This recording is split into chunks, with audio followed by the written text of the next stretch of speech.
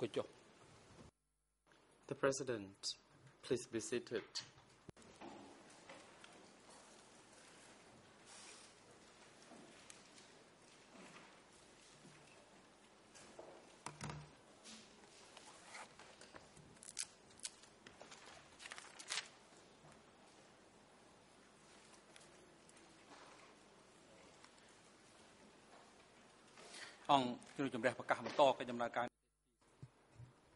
The chamber is now in session.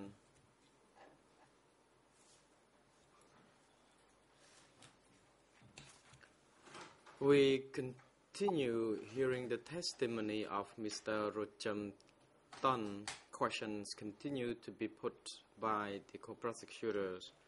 Before we proceed to hand over the floor to the prosecutor, Mr. Evidentiary is now invited to report on the current status of the presence of parties to the proceedings. Evidentiary. Mr. President, all parties to the proceedings are present. We do not have a reserved witness before us today. The President, thank you.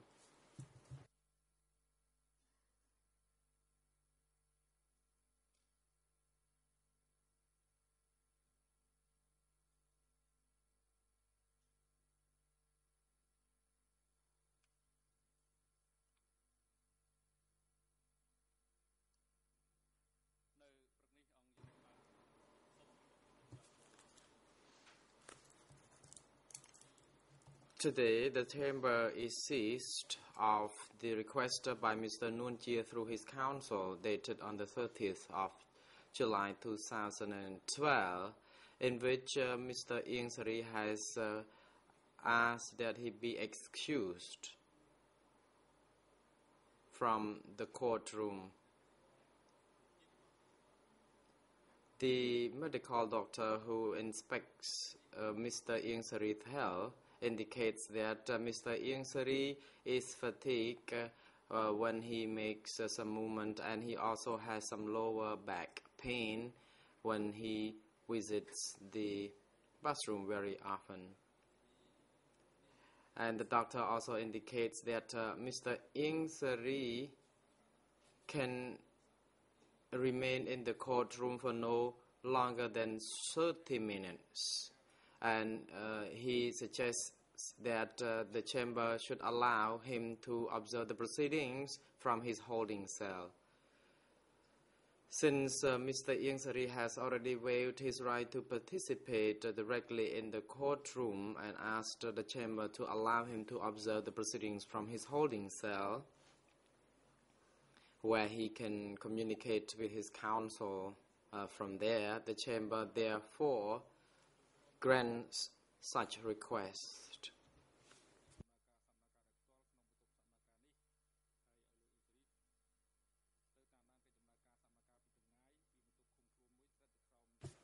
Now, Mr. Ieng Sary is allowed to observe the proceedings from his holding cell for the whole day. AV booth officers are now instructed to ensure that the AV equipments are well connected to the holding cell so that Mr. Ieng Sary can observe the proceedings from there. Security personnel are now instructed to bring Mr. Ieng Sary to his cell so that he can observe the proceedings when being there.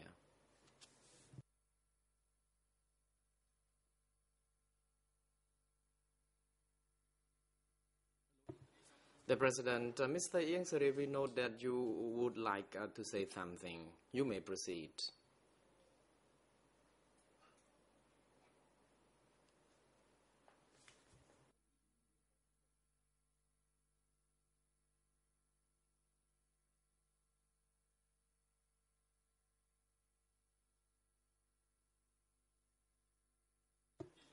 The President, Counsel Kanawas, you may now proceed.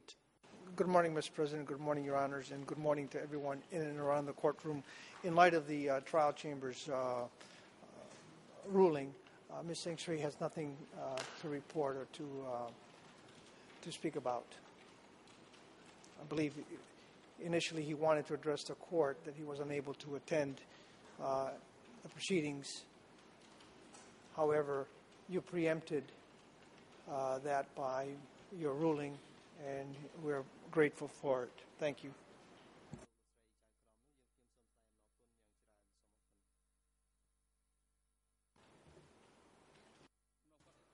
The President, the security personnel are now instructed to bring him downstairs. Next, the Chamber would like to hand over to the co-prosecutor to proceed with his questions to the witness. Before you pose questions, Mr. Co-Prosecutor, could you also advise the Chamber as to how much time would you need to put questions to this, and also how time has already been arranged with the civil party councils?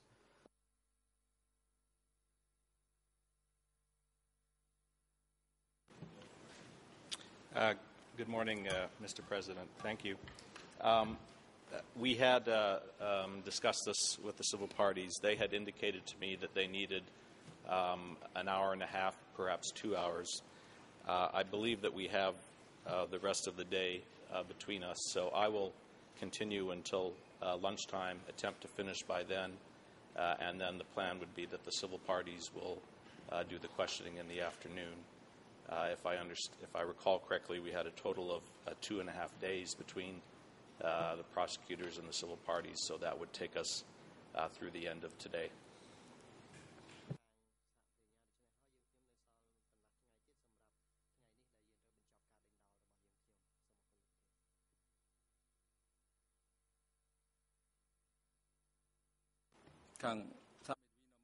The President, lead co-lawyers for the civil parties, would you wish to make any comment on this?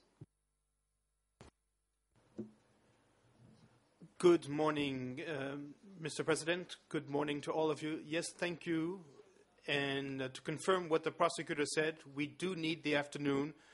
And since my colleague announced an hour and a half, well, as far as I'm concerned, I will need 1 hour at most. Thank you. The President, thank you very much. Mr. Co-Prosecutor, you may now proceed.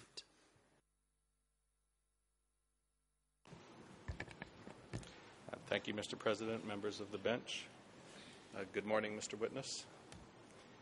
When we left off on Friday, we were talking about Khieu Samphan's role at Office 870, and you had already told us that Ieng Sary had informed you that Khieu Samphan was replacing Doin, and that you were then to deal with Khieu Samphan on future matters.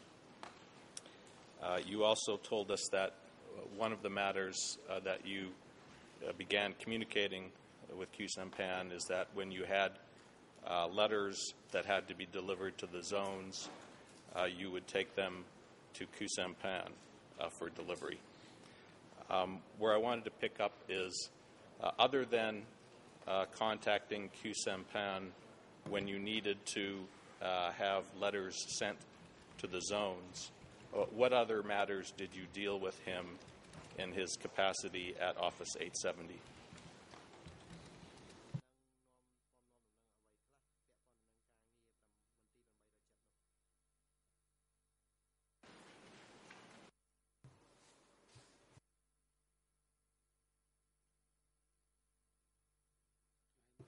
Response. I already testified before the chamber that I ferried messages from Ieng Sary to him. However, I did not carry messages from him to zones. He already arranged at the zones, but when we were authorized to take guests to those zones, then we would do so. I didn't send messages to the zone.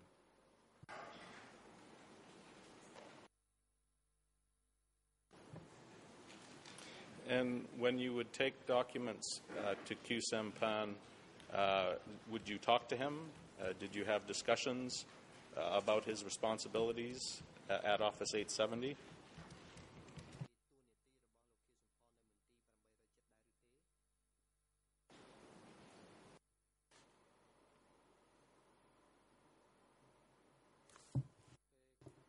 Response. No, there was no discussion on his role during our encounters. But in the letters, the content of which were more about how to receive guests. For example, if we would go to Zone 204 or Zone 203, then we only had to communicate the message through the letters. And if we received authorization through that, then we would proceed with taking the guests there. Thank you. Now we've talked about you taking letters or documents to Office 870. When you would go there, did you sometimes receive documents from Office 870 that you were to take back to Ieng Sary?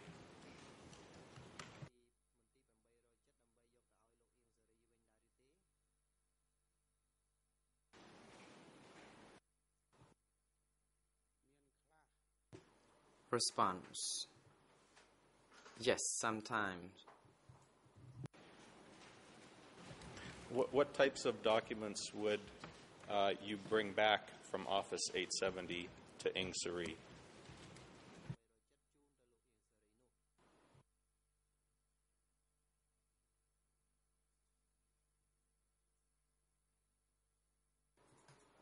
Response. There were documents relevant to receiving guests. I do not know other detailed documents other than this, because normally in the letters, the ministry would inform us through them that we would proceed with arranging for the trip of our guests.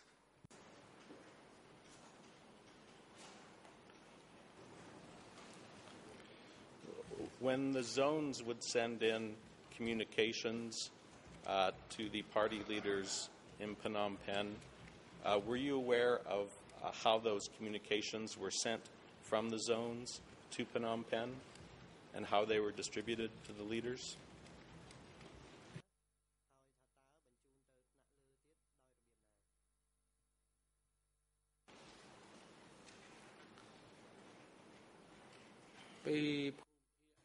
Response. From the zones, they would send some messages or letters, but that was out of my knowledge.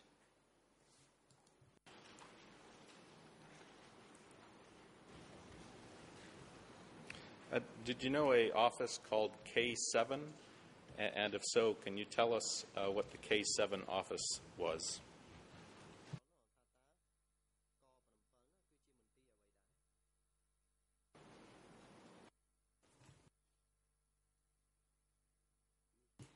Response. K7 office. I know. This office was under, or it was a branch office of Office 870.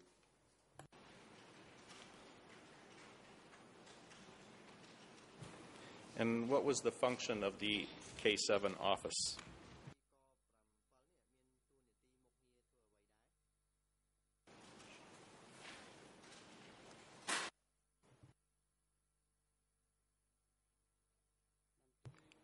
Response. K7 office.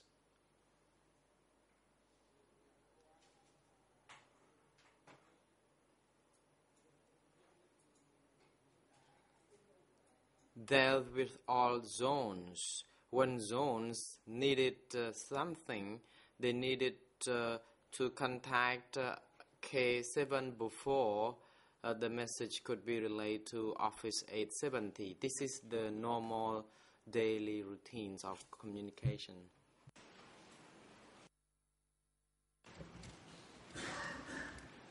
Do you know whether reports from the zones that were received by K7 and Office 870 were sent to Ing Sari?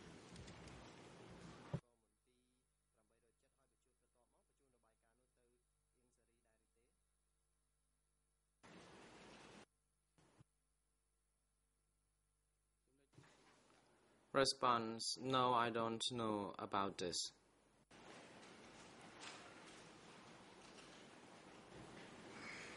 During the time you worked at the Ministry of Foreign Affairs, were you familiar or aware of an entity called the Standing Committee of the party?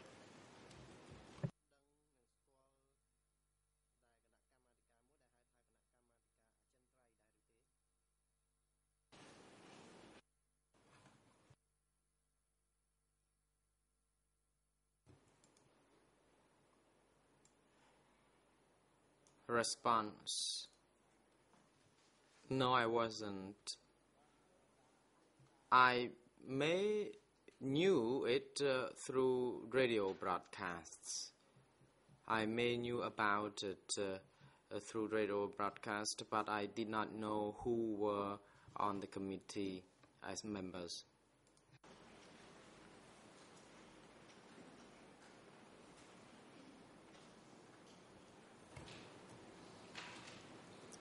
Mr. President, at this time I'd like to read to the witness an excerpt from his first interview with the Office of Co-Investigating Judges and ask him some follow-up questions on that.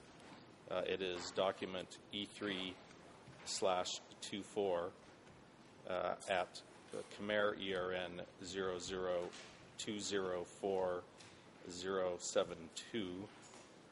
English ERN 00223-584 through 223-585, and French ERN 00503-925.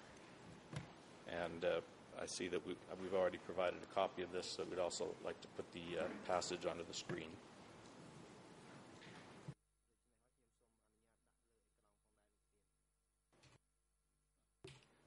President, you may proceed.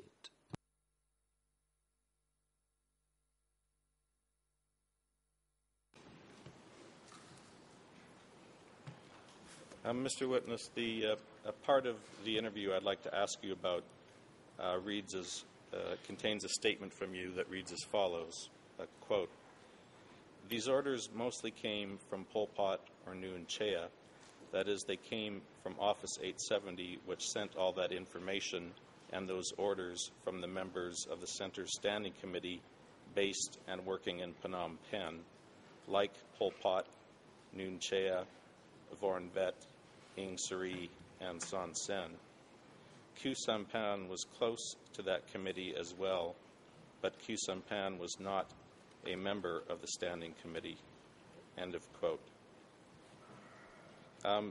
Does that refresh your recollection, and can you tell us how it is that you learned which party leaders were members of the Standing Committee?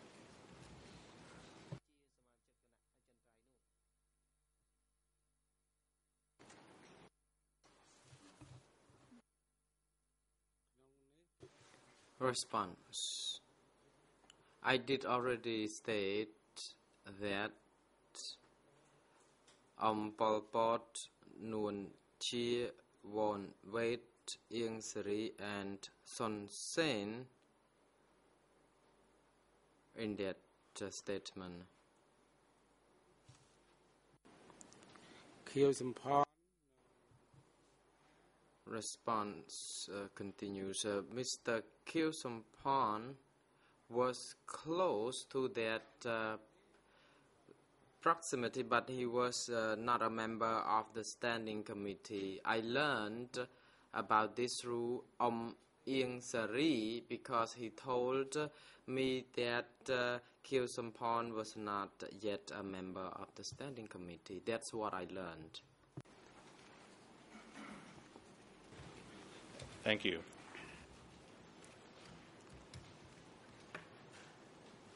I want to ask you now about, on a different subject, and I want to ask you a few questions about periods during which Ieng Sary was outside the country. Did Ieng Sary remain in control of the Ministry of Foreign Affairs during the time period that he would travel abroad?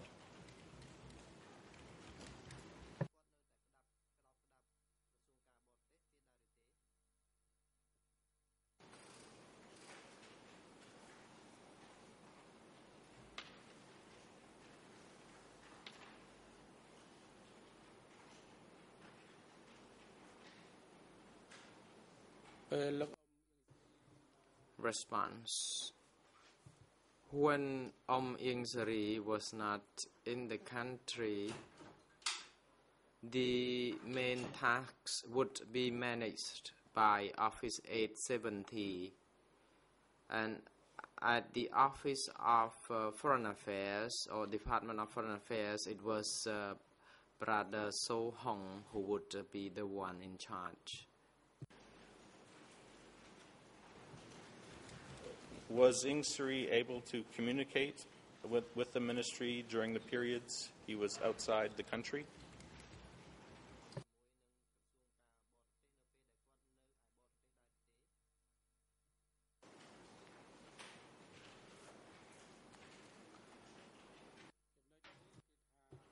Response. During his trips abroad, he would communicate through Office 870. None of his communication would go directly through B1.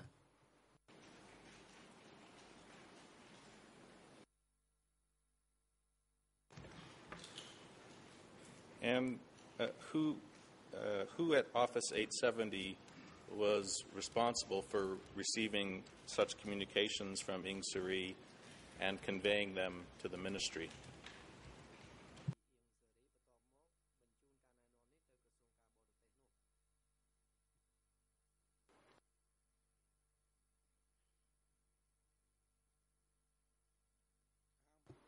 Response. At Office 870, if Pol Pot was in place, Pol Pot would be the one in charge, or Nuon Chea, or Kyo Sampon, the three of them.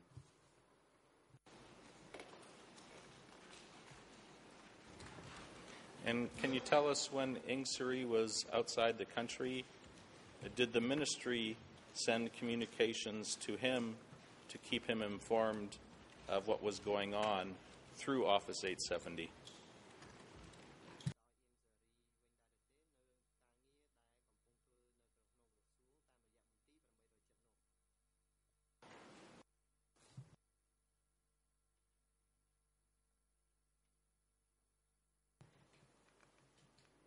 Response. It depends on Brother Sa Hong. For example, if the matter relevant to politics or political issues, then he would contact Office 870, Brother Sa Hong I'm referring to here.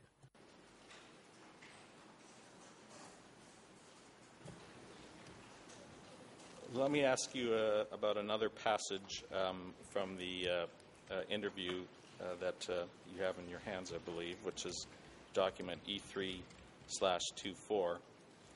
And this passage is Khmer, at Khmer ERN 00204-071, English ERN 00223-584, and French ERN 00503-924. And we'd also like to put that on the screen, Mr. President. The President, you may proceed.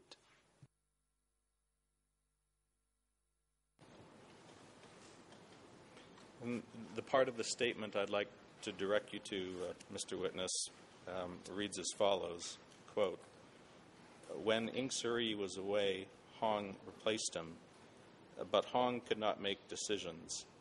When outside the country, Ieng Sary contacted 870, and 870 then contacted B1. My question for you is, in order for decisions to be made at the ministry while Ieng Sary was away, was it necessary for So Hong to get in contact with Ieng Sary through Office 870?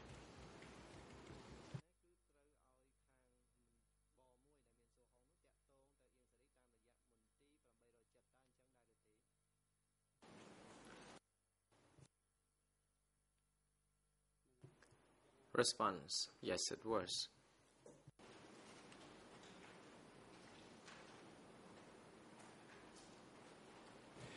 Did you ever go on any trips with Ieng Sary outside the country?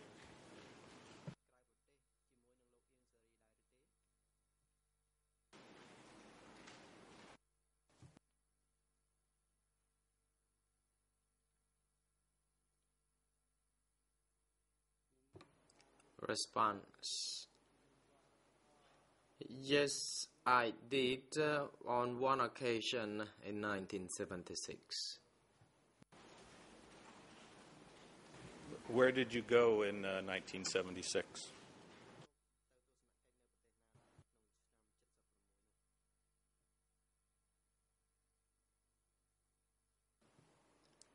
Response: I went to China.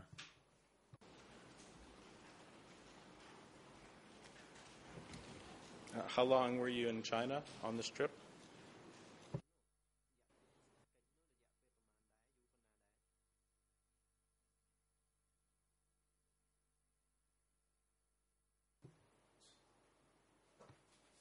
Response: I was there for about a fortnight.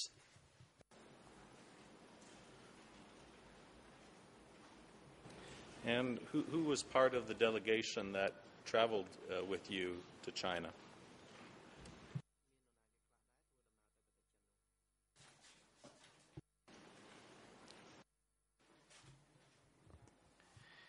I cannot recall them, but them all. But I can recall some. The first one was Pol Pot and Ieng Sary.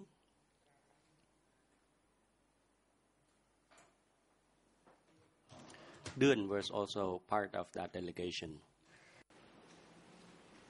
Ruh Nhim was also one of them.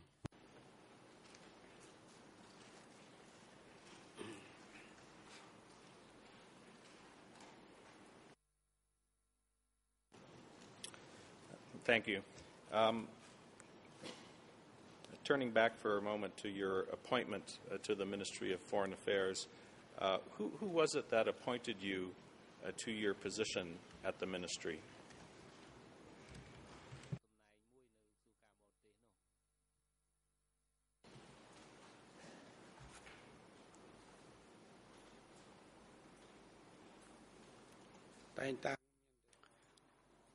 Response: Ông Ieng Sary did.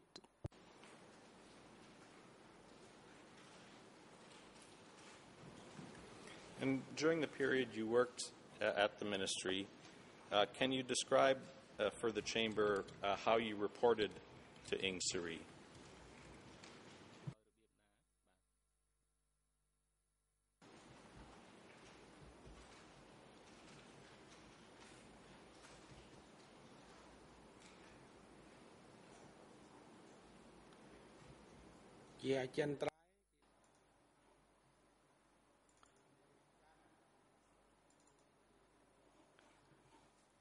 On a permanent basis, we met every day from Monday through Friday.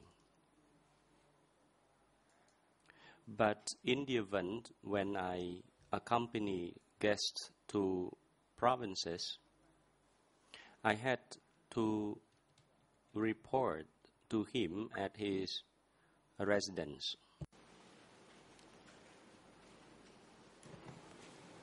How long were your daily meetings with Ieng Sary?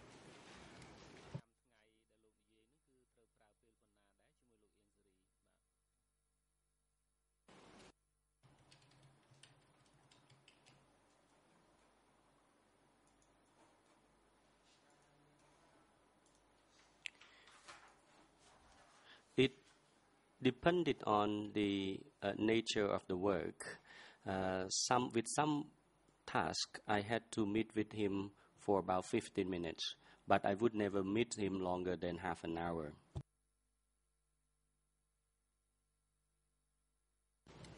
Were these meetings just between you and Ieng Sary, or were there other people who also attended this meeting?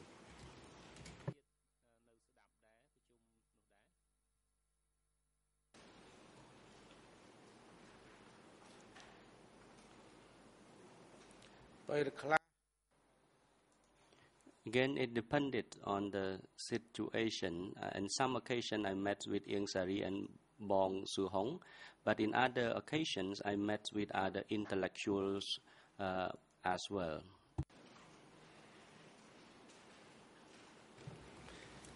Did you also prepare written reports for Ieng Sary, or did you report only through these daily meetings?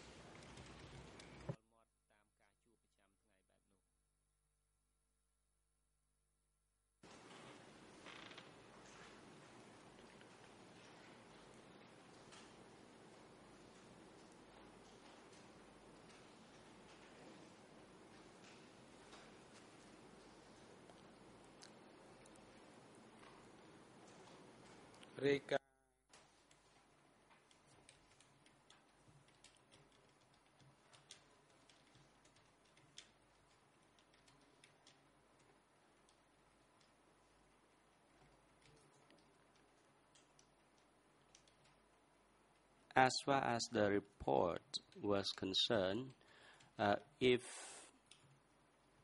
there was a foreign delegation on that visit,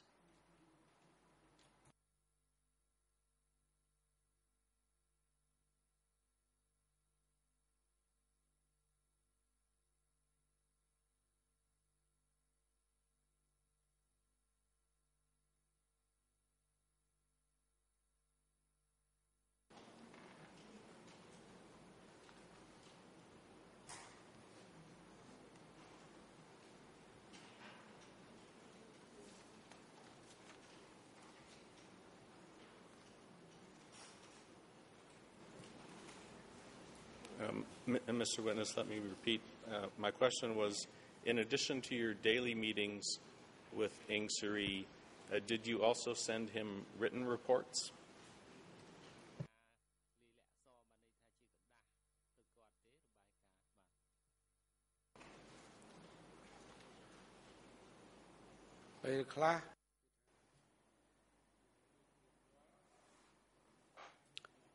sometimes the report was made orally, but on certain occasions I had to prepare a report in writing.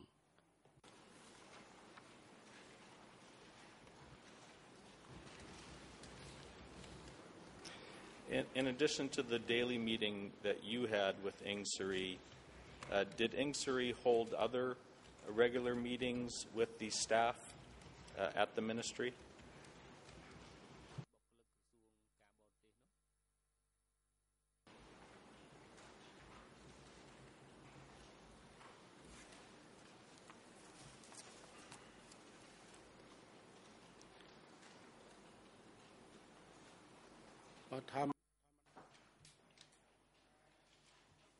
Generally, there was a monthly meeting with the cadres who was in charge of respective tasks. We would convene this regular meeting in order to draw lesson learned.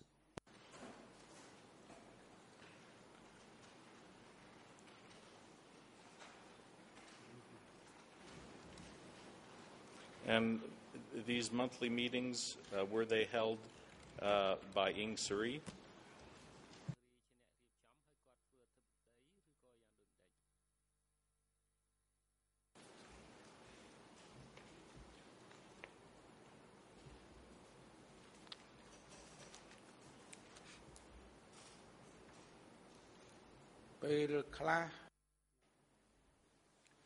Sometimes, Ieng Sari chaired the meeting, and at other times, Bong Hong was the chair.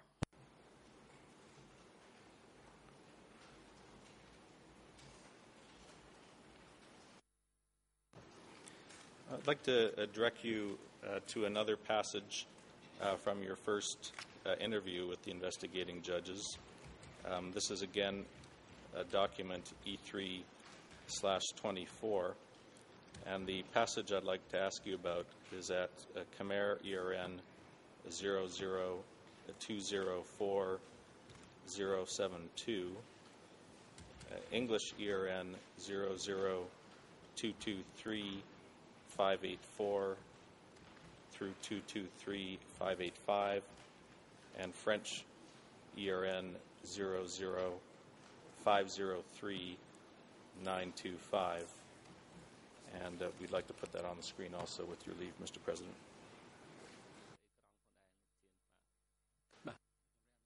Yes, you may proceed.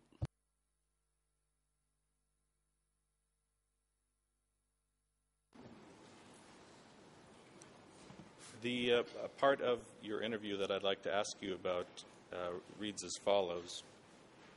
Quote, question, when there were orders from upper echelon, how did Ieng Sary disseminate them?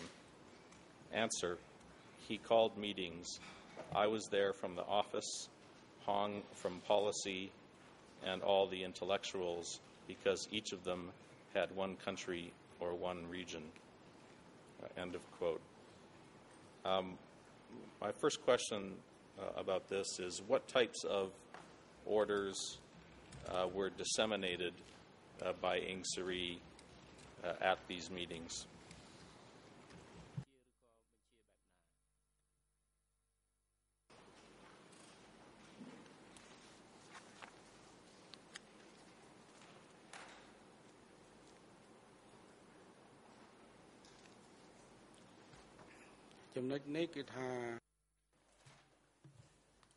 On this particular point,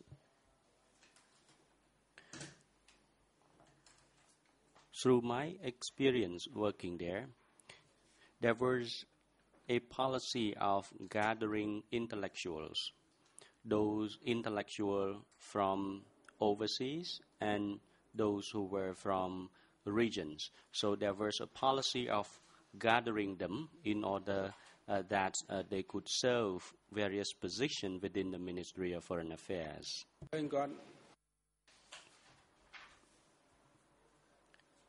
I recalled that he said that we had to endeavor to collect intellectuals. And he wanted intellectuals to come and work with the Ministry of Foreign Affairs. And we had to have a clear vision for collecting those intellectuals. We must not be narrow-minded with those intellectuals. And he tried to mainstream this concept with the staff of the ministry, because he emphasized that certain intellectuals had a lot of experience working as diplomats in different countries. So only when we work with those intellectuals did we receive good results and performance in our work. Was there a particular section or department of the ministry that the intellectuals worked in?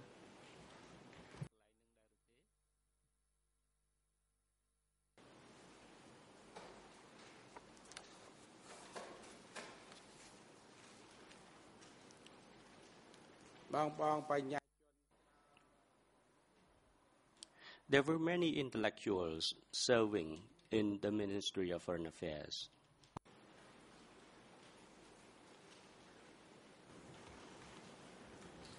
The monthly meetings at the ministry that we've been discussing, did someone keep minutes of those meetings?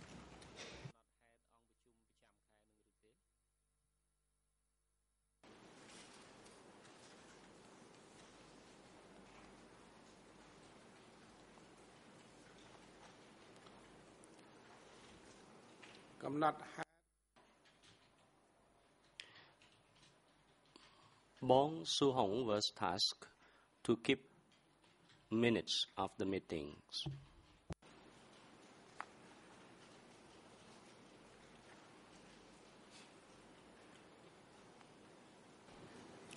Were criticism or self-criticism meetings conducted at the ministry?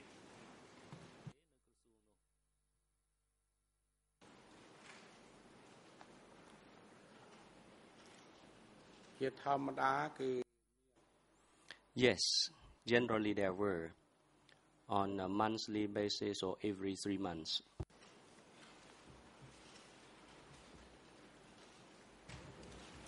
Who participated in the criticism meetings that you attended?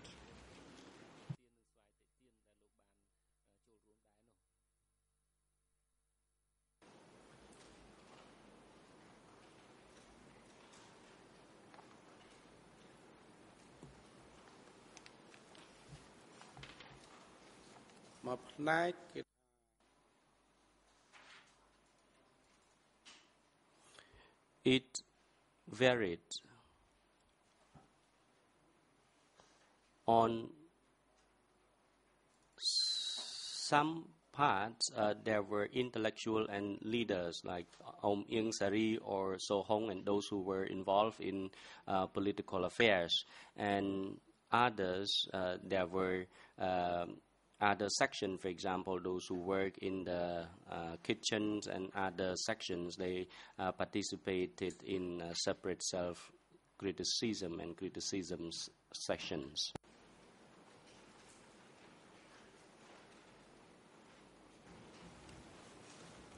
How often did you participate in criticism meetings with Ieng Sary?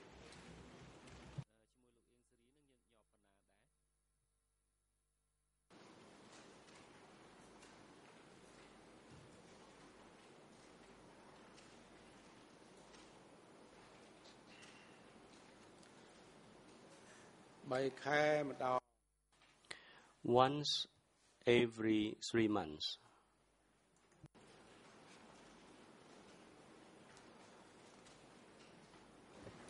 Mr. President, at this time I'd like to show the witness another document. Monsieur le Président. Mr. President.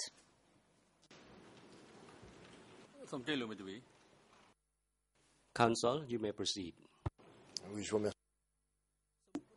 Thank you very much, President. Earlier, the witness was made to read a document. Can he please indicate which document this is precisely?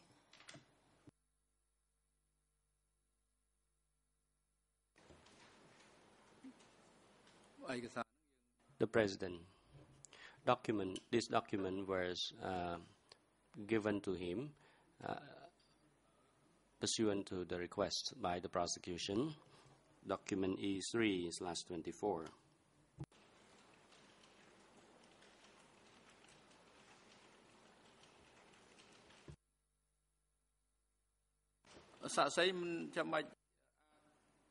The President.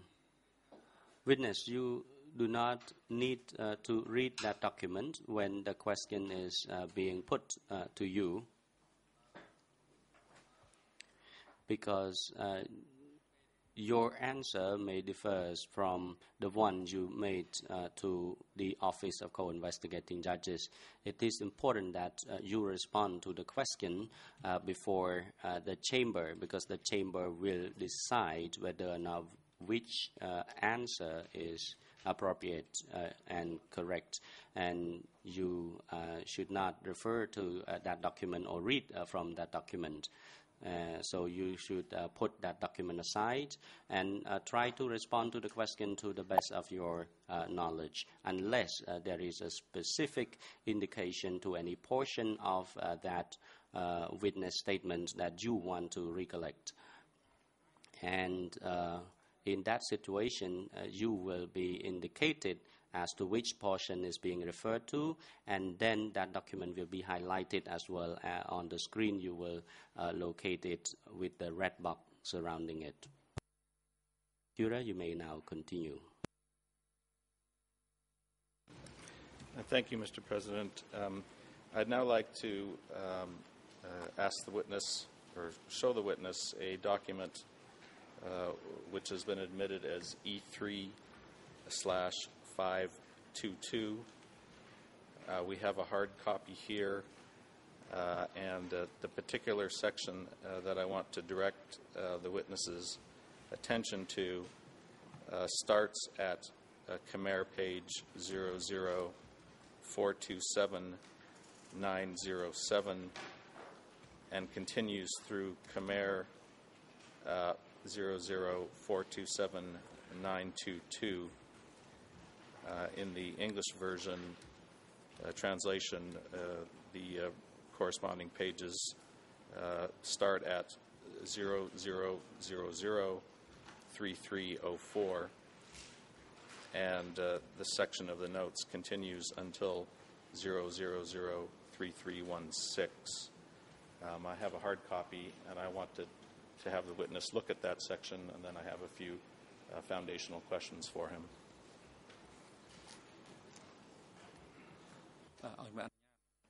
Yes, you may proceed. Court officer, please obtain the document from the prosecution and present it to the witness.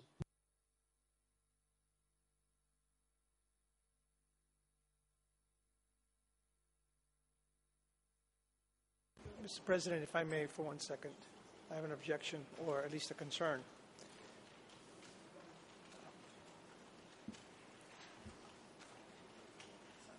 Thus far, we have not heard any connection between this document and the gentleman. No foundation has been laid that this was prepared by the gentleman. He's indicated that notes were taken. I understand what the prosecution wants to do, but I think this is wholly improper. So before any questioning be done, I believe that at least some sort of an offer of proof should be made as to how this document is connected to this particular witness. And where is this document coming from? It has a title. Somebody else placed a title on it. But that does not necessarily mean that the title reflects the authenticity or reliability of the document. And now we're trying to use this document to somehow either refresh or bolster the witness's testimony.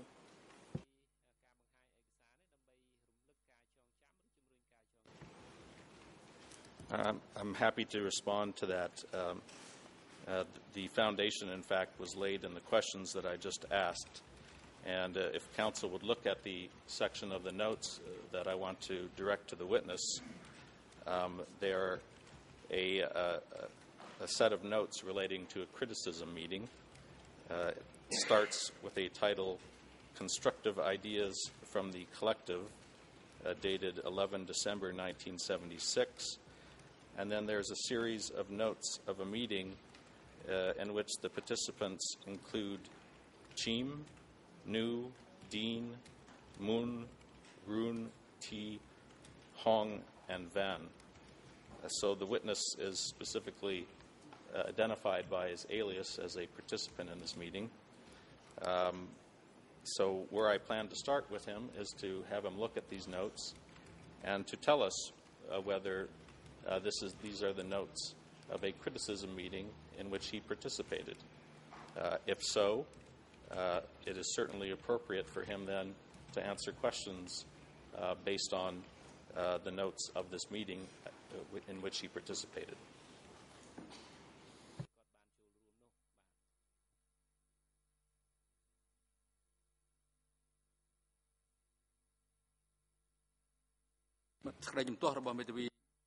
The President. Objection by Counsel Michael Canavas is not sustained.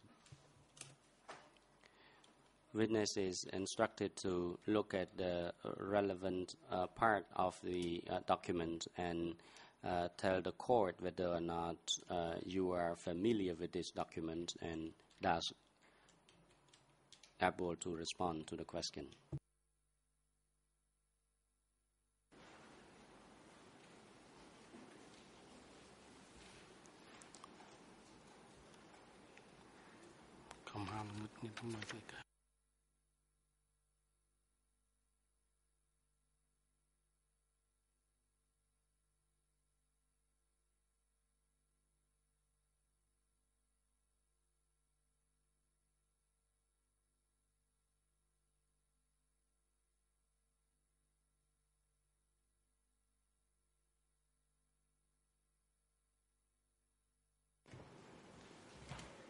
And Mr. President, I'd also, within the range of notes, Mr. Witness, the pages, ERN pages 00427-920 through 427-922 appear to particularly relate to Comrade Cheam.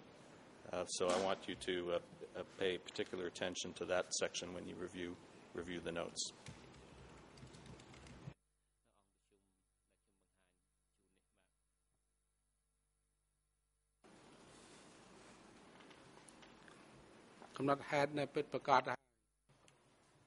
That was the minutes that it is.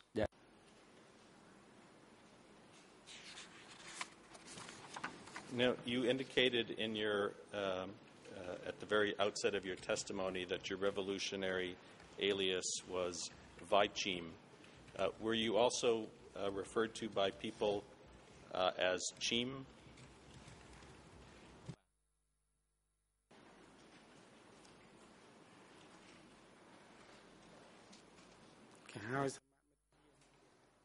Yes, I was referred to as Comrade Jim. But it was in the short form, Comrade Jim. But I was never referred to as V. Jim. I did not have that long name. People just addressed me as Jim, Comrade Jim. And the group of participants in this criticism meeting, in addition to yourself, is listed as a person. There's a person named Nu, someone named Dean, Moon, Arun, T, Hong, and Van. Do you recall participating in criticism meetings with a group including these people?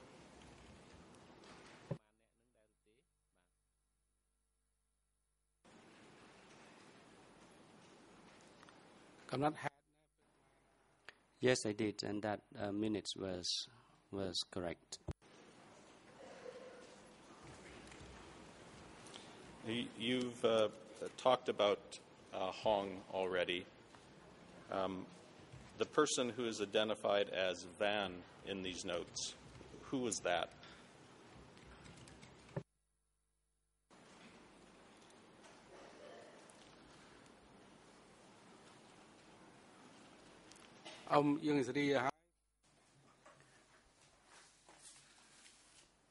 Van was Ieng Sari because at that time he was referred to as Brother Van.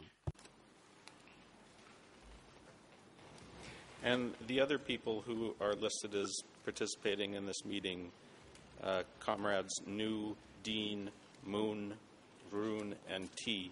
Can you tell us who those people were?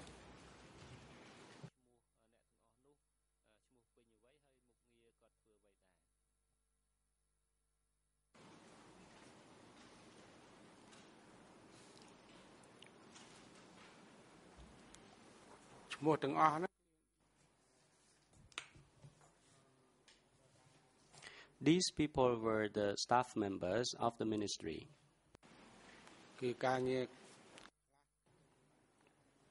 As I indicated earlier, some worked in the reception department, others were in the kitchen, and some were responsible for welcoming guests. Do you remember who it was who took notes at these criticism meetings?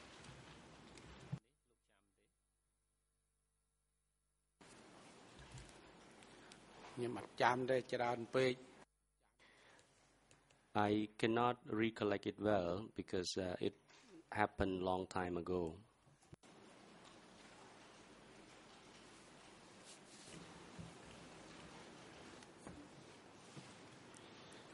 Now, I'd like you to look at the self-criticism section for you, which is at Khmer ERN 00427-920.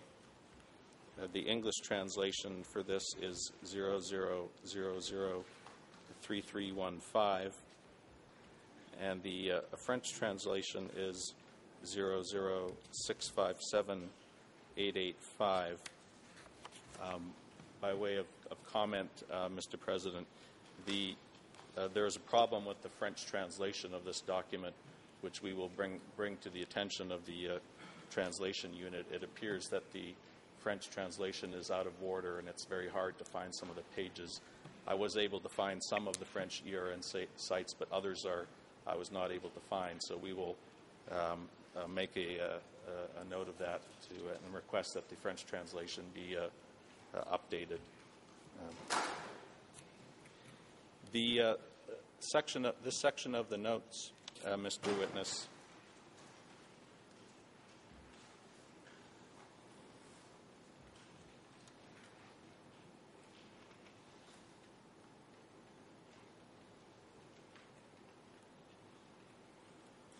The section of the notes that I am directing to you right now is a section that is titled The Revolutionary Self-Criticism of Comrade Cheam. And in that section, there's a number of criticisms relating to not absorbing the nature of the proletarian class and for still desiring the comforts of private property. Do you recall criticizing yourself for such matters at these meetings?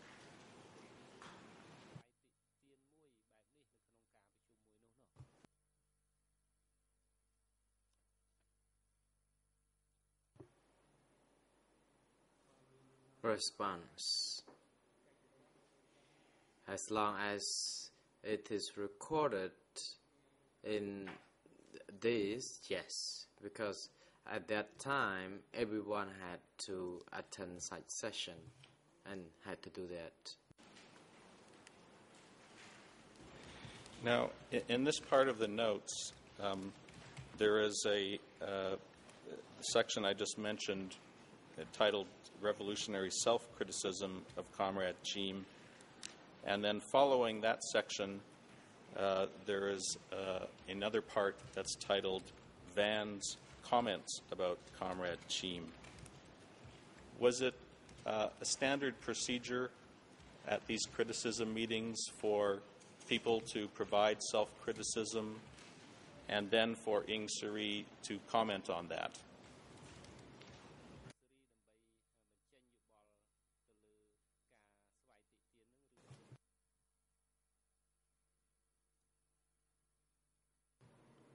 Response.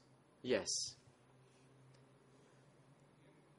When we were conducting such criticism sessions, and later on he would be the one who had the final words on us.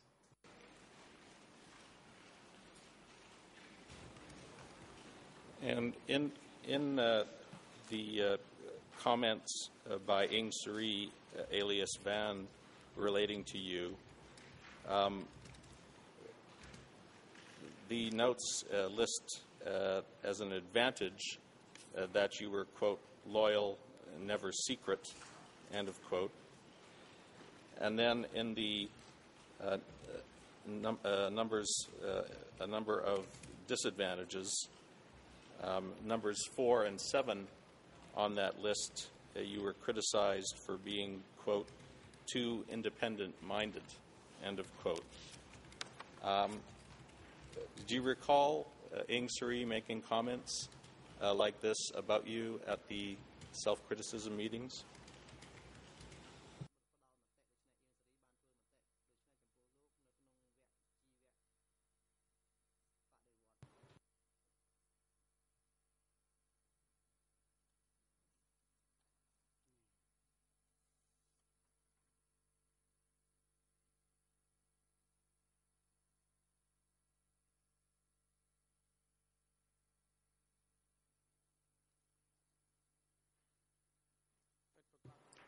Response: yes, I do.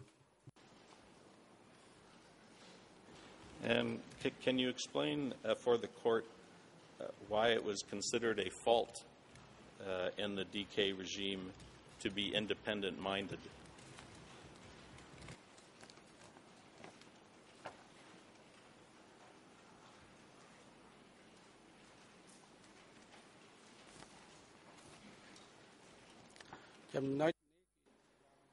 Response: regarding this, it was meant to mean that each and every one of us had our strength and weakness.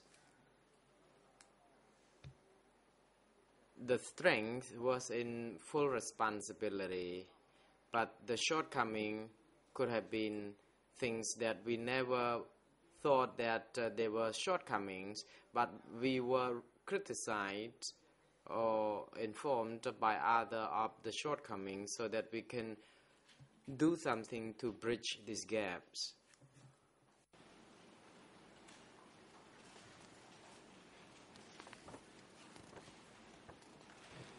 And if you would turn briefly to Khmer year-end page 00427-927, the English translation for that is 0003320. This appears to be the last page of notes from the criticism meeting. And there's a section that I want you to look at titled, quote, Statements at the Closing of the Party Training Course, December 1976.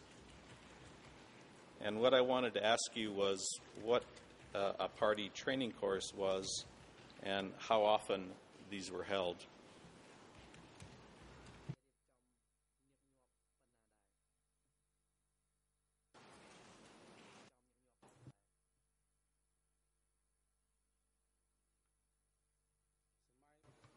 Response: during the 3-year period, I attended only on one occasion in such session in 1976. That training was conducted for a period of about 1 month, where more than over 1,000 people coming to attend the session.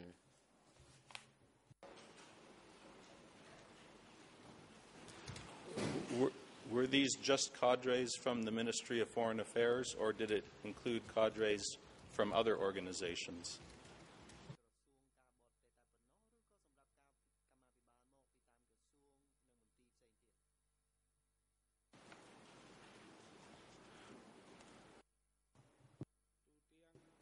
Response: all people from across Cambodia and personnel or staff member from all the offices in Phnom Penh.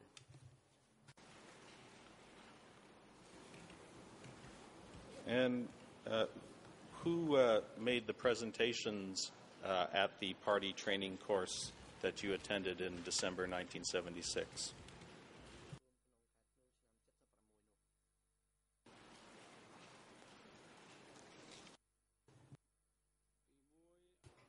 Response. Pol Pot, Nun Chia, two of them.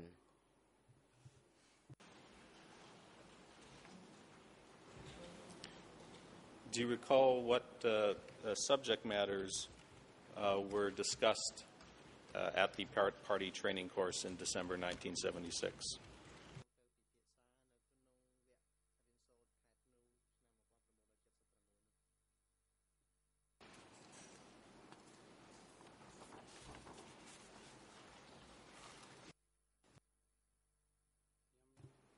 Response. I do not recollect the details, but as I already said, first we were taught about the general situation in and outside the country. Secondly, the building of the party from lower level to the upper levels, and documents were also handed out to participants concerning the strength and the weaknesses of the implementation of the movement. What kind of weaknesses we have had and what experiences have been learned, and everyone had to attend self-criticism sessions where we criticize ourselves and be criticized by members of the meetings, and later on the weaknesses and strength would be compiled and written. I'd like to turn now to a different part of this document to ask you about. And the section I'd like to show and ask you now starts at Khmer ERN 00427-932 and continues through Khmer ERN 427-949. The corresponding English ERN pages are 0003324 through 00003337. And if you look at the first page, Khmer 427932, there is a title. These are notes from a 18 January 1977 Cell Congress.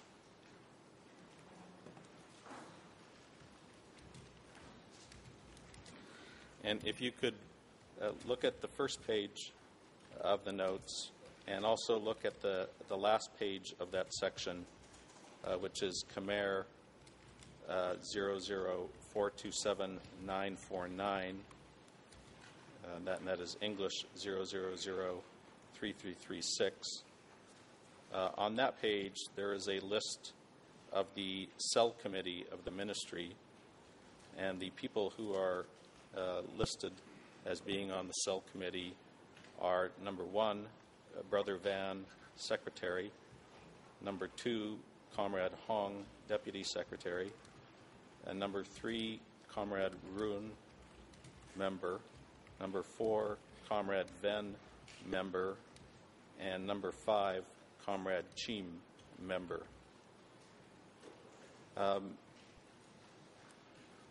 My first question is, can you tell us what the cell committee of the ministry was?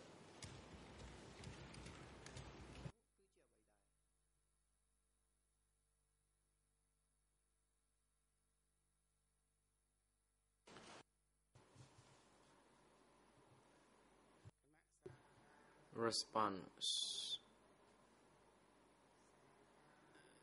It referred to the branch. For example, in the Ministry of Foreign Affairs, there were branches or internal branches, and it relates the members of the party and how they would be managed and do their work. And the title of these notes indicates this is from an 18 January 1977 Cell Congress. Can you tell us what a Cell Congress was and how often they were held?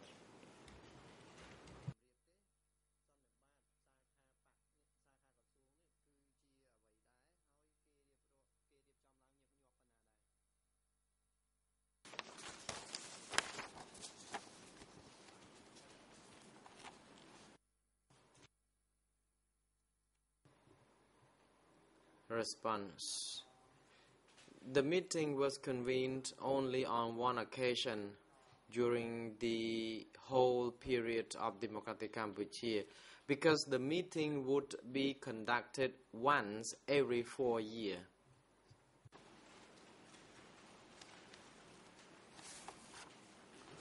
And were the participants in this Cell Congress just the members of the committee that I just read, or were there more people in addition to the committee members who participated?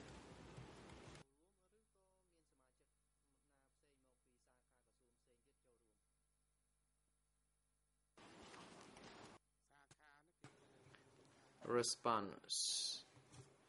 This happened only in the Ministry of Foreign Affairs. That Cell Congress was convened only here. At their different respective ministries, they could have different meetings. As you already seen on the note, it is the Cell Congress. Do you recall approximately how many people participated in the Cell Congress?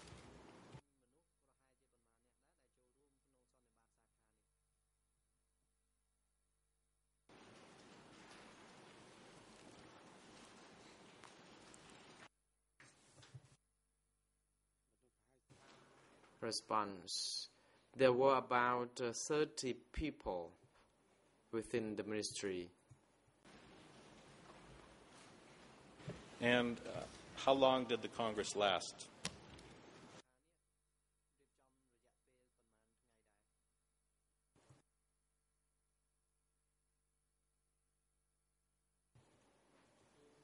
Response.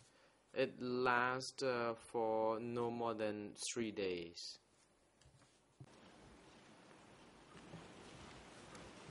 Who chaired the meeting and made presentations at the Cell Congress?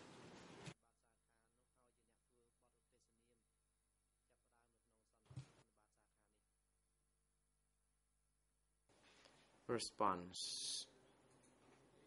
Evidentiary and So Hong.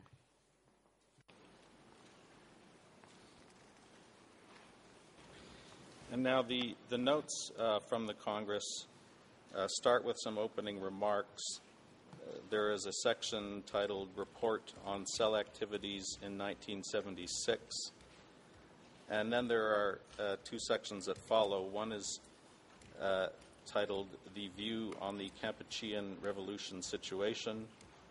And then the section after that is called The Cell Plan of 1977.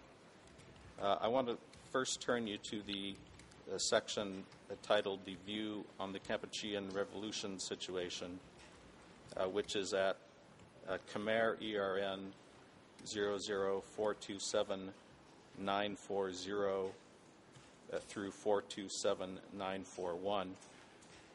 And the corresponding English pages are 0003330 through 3332.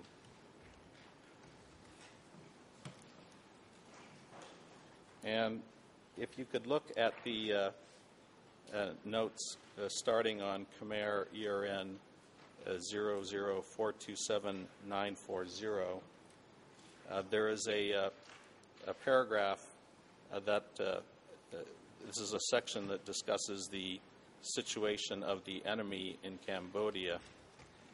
And I'd like to have this passage read to you, Mr. President, to make sure that the translation is correct. I'd like to have my national colleague read this part into the record for the witness, and then we'll have some follow-up questions for him, if we may.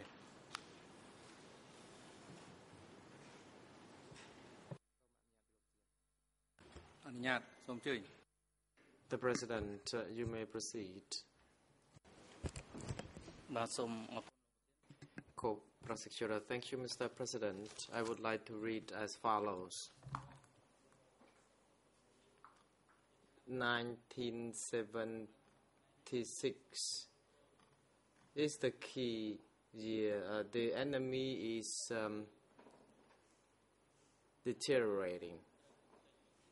The spies network was destroyed. There was no longer a class enemy. However, the American imperialists and the CIA and KGB and Vietnam still exist. Although they were defeated, but they still struggled to move on. And the other one is the enemies, the peasants and the workers who were in our rank, and these also the enemies that needed to be swept clean or progressively.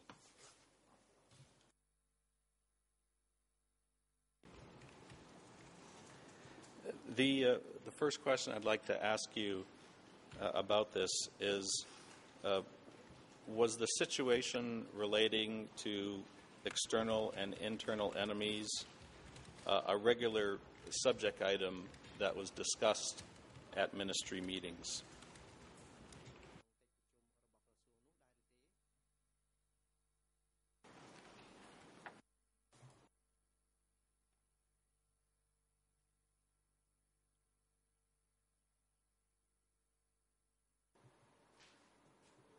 Response.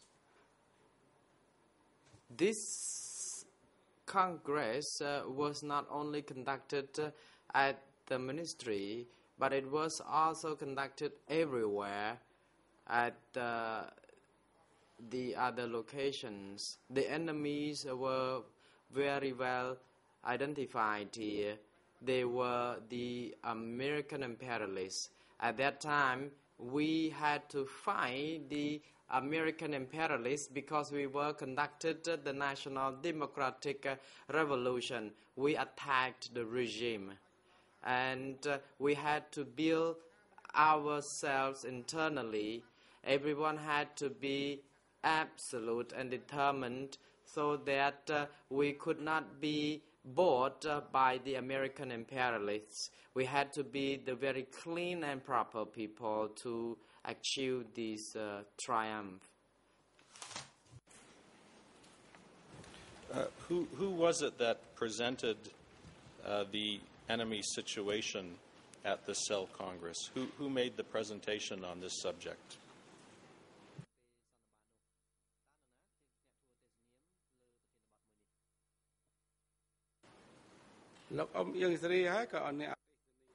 Response. It was Ieng Sari who was presenting during the session because he was the highest person in the ministry.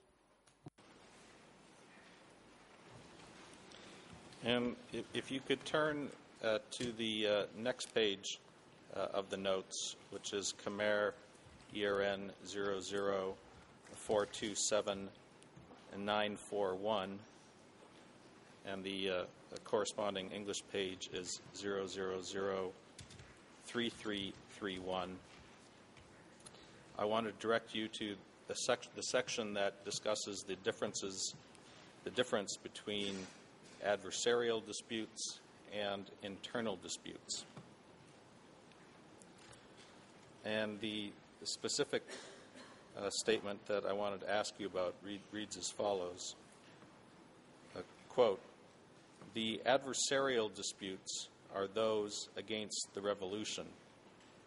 If there are such disputes, we must hand over them to the security sector to deal with. That is, to do research to find out its systematic relation. For this type of dispute, no need to do things like education. It is to no avail." End of quote. Who was it that provided this instruction at the Cell Congress on the distinction between adversarial and internal disputes?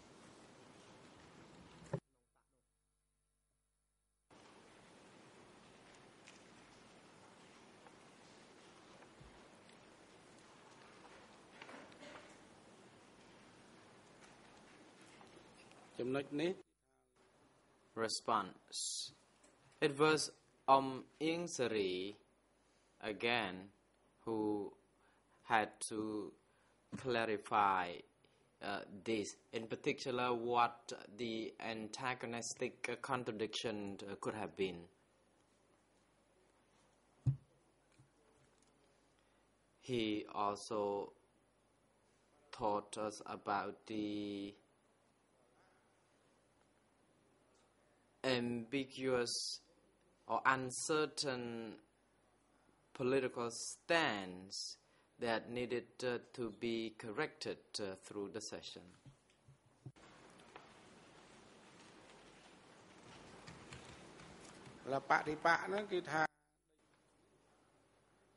The term reverse or adversarial contradiction had to be eradicated, because when people bore these concepts, we could not live or get along well together, and we have to take some actions. For example, the actions could be done through way of sending them to the labor camp to work, do farmings, because keeping them alive means killing the revolution. So each individual's performance had to be judged accordingly.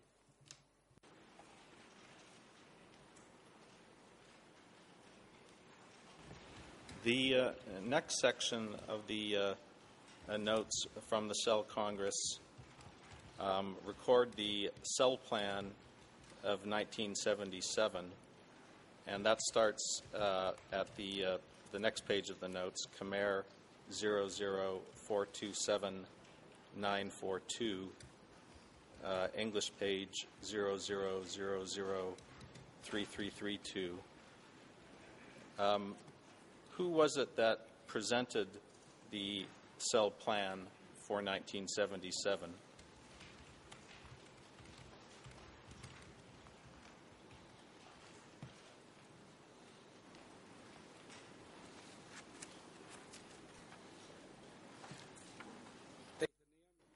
Response. It was Ieng Sari again.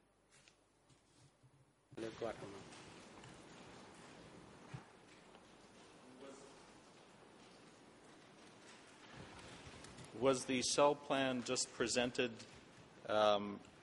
orally at the meeting, or did you also receive the plan in writing?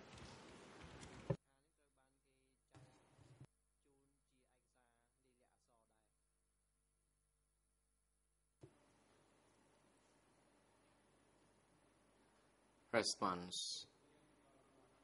It was done orally. There was no handout delivered.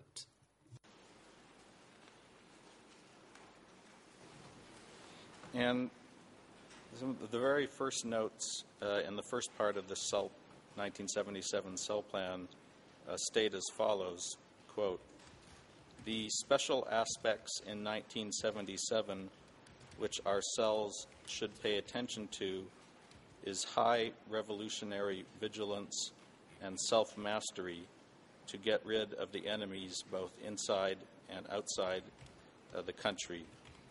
End of quote. Do you recall receiving directions to be vigilant to get rid of internal and external enemies?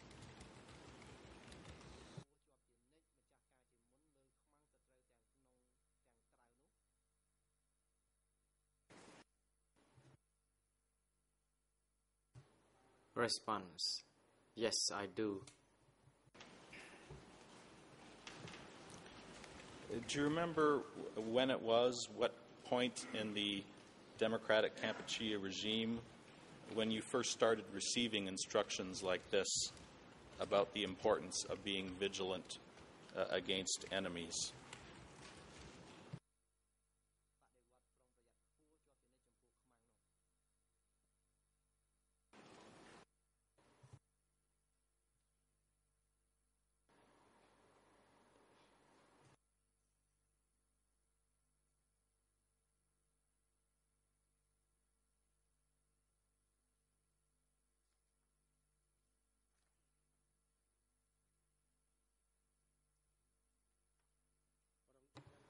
Response: The term highly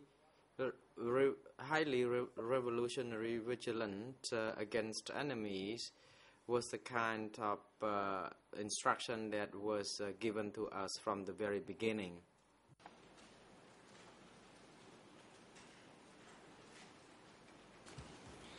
And if you could turn to the Khmer ERN pages 00427-945 through 427946. In English, these are pages 0003334 through 3335. There's a section titled "The Functions of the Office," which I'd like to ask you about.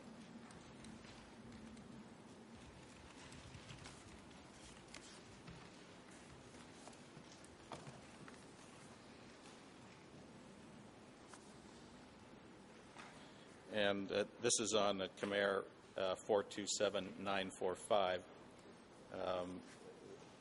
The section titled "The Function of the Offices," which contains the following statement, quote, "We must guarantee security and trace the personal biographies in the entire ministry, and must gather weapons and ammunition and send them to the military headquarters. We must always investigate the enemies in the ministry." End of quote. Do you recall being instructed to trace the biographies of cadres in the ministry?